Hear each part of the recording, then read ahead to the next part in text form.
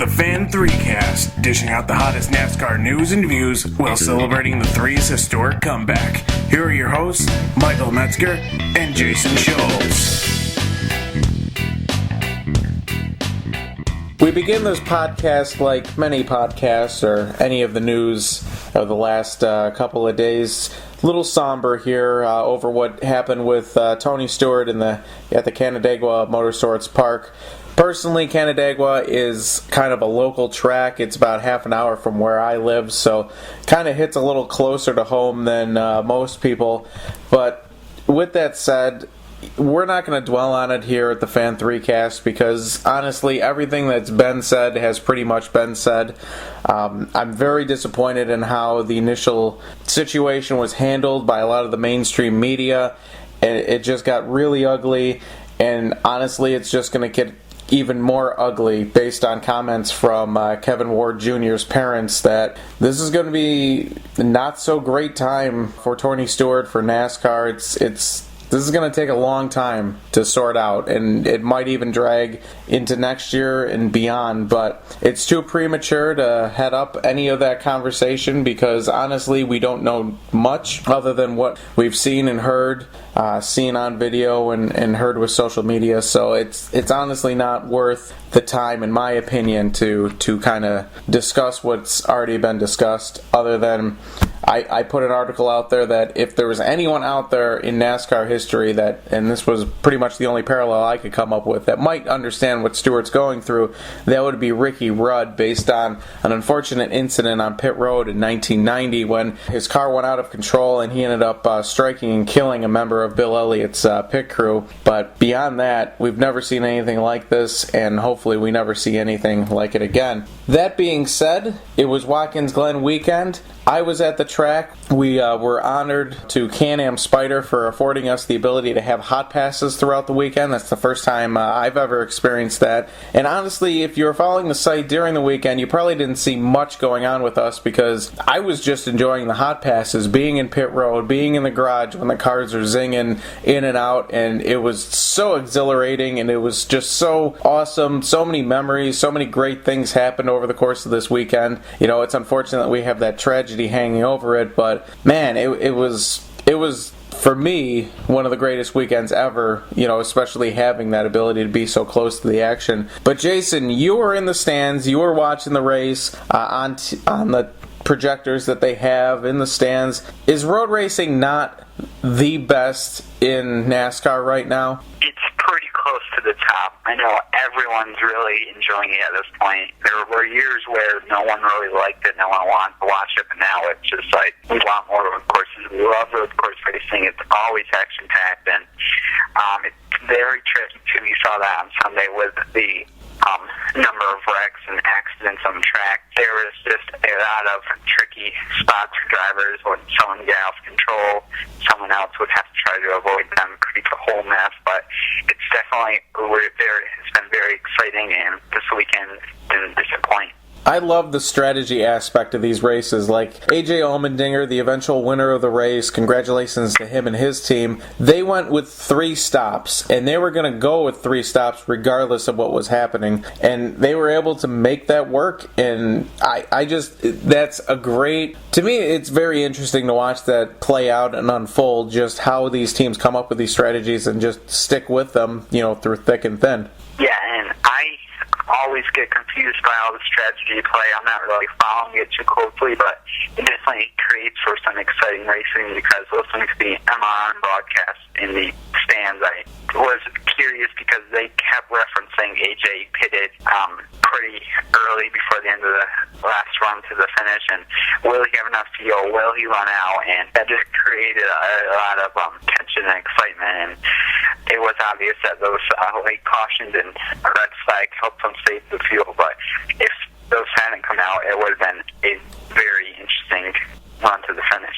Now, a lot of fans in the stands were probably thinking that they were in a time machine going back to June when they run the 6 hours at the Glen sports car race, but this race was nearly 4.5 hours long, aided by 2 hours worth of red flags. First for the giant crash between Ryan Newman and Michael McDowell that started off. It appeared Greg Biffle and Ryan Newman made contact. Newman went out of control back across the track. McDowell had nowhere to go and created a very spectacular crash. Very scary crash as part of the guardrail was totally destroyed, and then also the axle was ripped completely out of McDowell's car. So much to the fact that tires were still attached to that axle. That was just crazy in itself. And we're definitely glad both drivers are okay. And one thing fans have been talking about, even Newman referenced in his interview after the wreck, is how can Watkins Glen really fix this and how do they adjust it? And we both know from being on the track for a ton of years that this is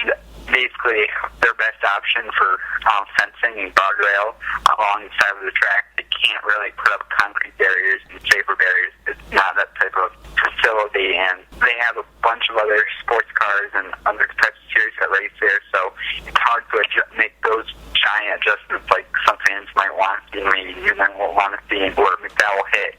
That's right at the exit of the boot, and that's a crucial part of the racetrack for other racing, so you can't really change that a lot. So that wreck was controversial with all the fan opinions of what could be changed, but I think that NASCAR's done a great job over the years at changing stuff at the track when needed, and I don't think they'll make major adjustments now, but they'll definitely maybe look at adjusting a few of the safety aspects of the facility.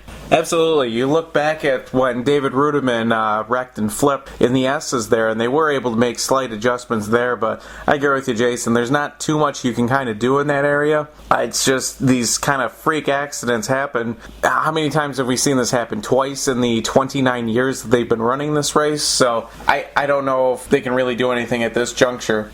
They definitely don't see these accidents often, and the red flag that the Newman wreck prompted, it was definitely probably one of the longest things I've had to sit through in the stands, and I think I'm glad NASCAR did it as quickly as they could because it was very hot that day at Watkins Glen, and I know fans in the stands are definitely getting really exhausted through sitting all of that went on. And one thing I want to share is the most comical part of the day was during the Hamlin red flag, and this is about 4 hours into the race, and the race was supposed to end an hour and a half ago. So fans were chanting they want more beer because they had run out through the marathon of a race that has occurred. I'm glad you touched on it because I did have friends and family that were in the stands, and they were talking about how they had to seek refuge underneath the stands, kind of in the shade. I was a little concerned for that, and being on pit road, I was watching in between Marcos Ambrose and Jamie McMurray's pit stall. It was getting really hot down there. I don't know if you saw it, Jason, or not, but some of the biggest roars for the crowd were not for Dale Earnhardt Jr. or Jimmy Johnson. It was for the impromptu football game that broke out on pit road. Yeah, I saw some video of that. That was really cool. And one thing I heard more cheers for were at the end of the race when Ambrose and Allmendinger were battling. That was definitely a fan favorite, battle on the track. They were cheering because these are two different guys, two smaller team guys that are up front going for the win, and that's definitely something that fans enjoyed more than if we had, maybe Jimmy Johnson and Jeff Gordon battling for the win. So it was definitely a fun battle to watch at the end. Interesting mix of drivers at the very end of the race. You had AJ Allmendinger, like you said, and Marcos Ambrose battling for the win, but right there was also Kurt Busch and Kyle Larson ready to pounce if anything happened. Great way for Allmendinger to pull off his first career victory is beating one of the, if not the best road racer in NASCAR at this point in Marcos Ambrose, and doing it kind of banging the doors together, kind of classic style. He was able to extend the lead a little bit after the end, but I'm really happy for Allmendinger. You had that issue 2 years ago when he got suspended. He did the program. He did everything that he had to do. He came back. He got a couple wins with Nationwide Series last year with Team Penske, and this year really kind of further redeemed himself coming back from that. And even the team itself, JTG Doherty Racing, well, that incarnation of it has only been around for about 6 years. Prior to that, this organization has been around for a very long time. They're a single-car team. They're providing opportunities and jobs for people, and it was great when people finally can get rewarded for their hard work and effort and what they've given to NASCAR, and now they kind of get something back out of it. And now they put the small team in the chase, underdogs. We'll see what they can do once Chicago Chicagoland shows up in just about a month, and we're definitely happy for Allmendinger, but we're going to jump into some of the recent news cycle involving sponsors.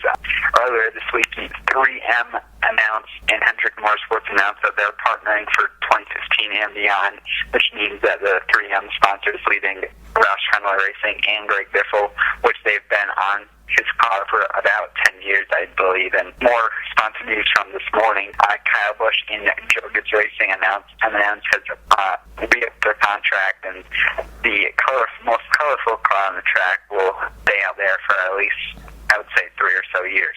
3M leaving Roush for Hendrick is very interesting because that's about the third sponsorship by my count that Hendrick has been able to gain from Roush Fenway. National Guard, Nationwide Insurance, and now 3M. So it's kind of curious that they're kind of leaving Roush for Hendrick. But what was part of that press release indicated or made it sound like Jeff Gordon would certainly be around for the next 3 years, so all the conspiracy theorists for putting Chase Elliott in the number 24 car within the next couple of years might be wrong on that. And then unfortunately it sounds like Casey Kane might have a lot of people questioning what he'll be doing in a couple of years.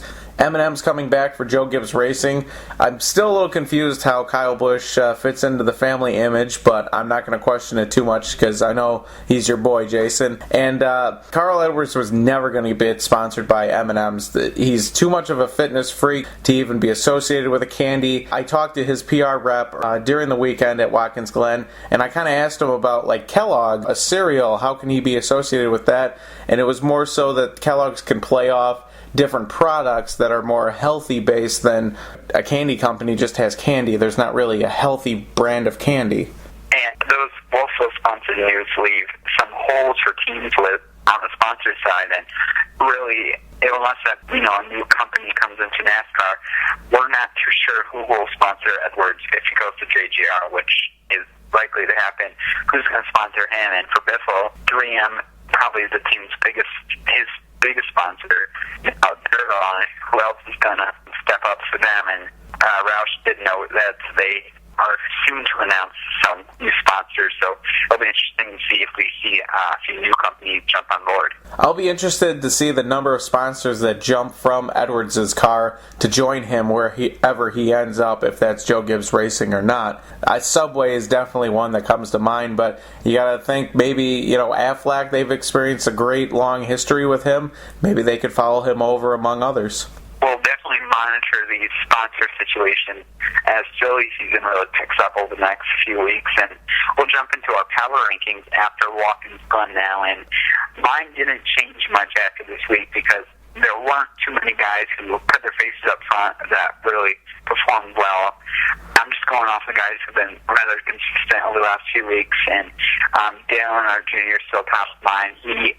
At one point he was up to second, and I think unless the caution fell a little differently, he probably had a great shot at top 5, and he ended up just outside the top 10, which shows his consistency is still there, and he'll definitely be a force to reckon with over the next few weeks. I have Joey Logano in second. He's been quietly very consistent and continued that on Sunday, and I put Jeff Gordon in third.